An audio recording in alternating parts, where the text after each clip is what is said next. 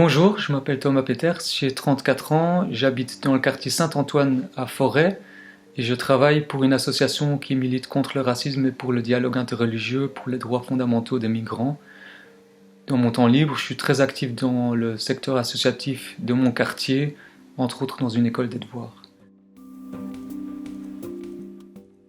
Ce qui me fait vivre lors de ce confinement, c'est un engagement social prolongé, prononcé, parce que vraiment je suis très fort touché par le sort de tant de personnes qui sont vraiment les victimes, oui, il faut le dire, des mesures de confinement.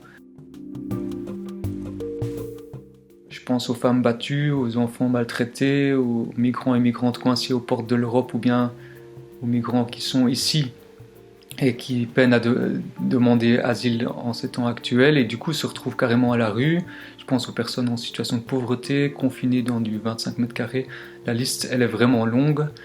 Et je pense aussi à ceux qui sont plus loin et qui seront beaucoup plus touchés par la crise économique suite au confinement, les populations du Laos, du Cambodge, du Ghana, de Congo, d'Érythrée, du Honduras. Bon, la liste est vraiment longue.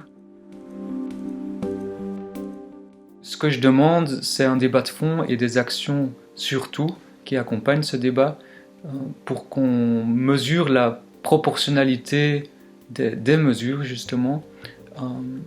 Oui, il faut prendre des mesures de confinement pour limiter le nombre de décès.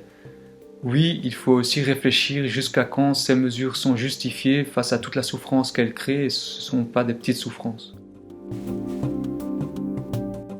C'est de voir que ce débat est en train de naître suite à la prise de position de certaines personnalités qui ont une certaine audience, qui nous questionnent sur cette proportionnalité, qui nous invitent aussi à la lucidité.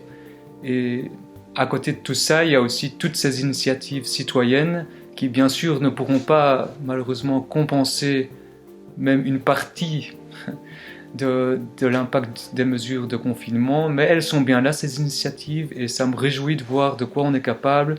En temps normal, il faut parfois un peu chercher ces initiatives de solidarité, maintenant elles sont bien là.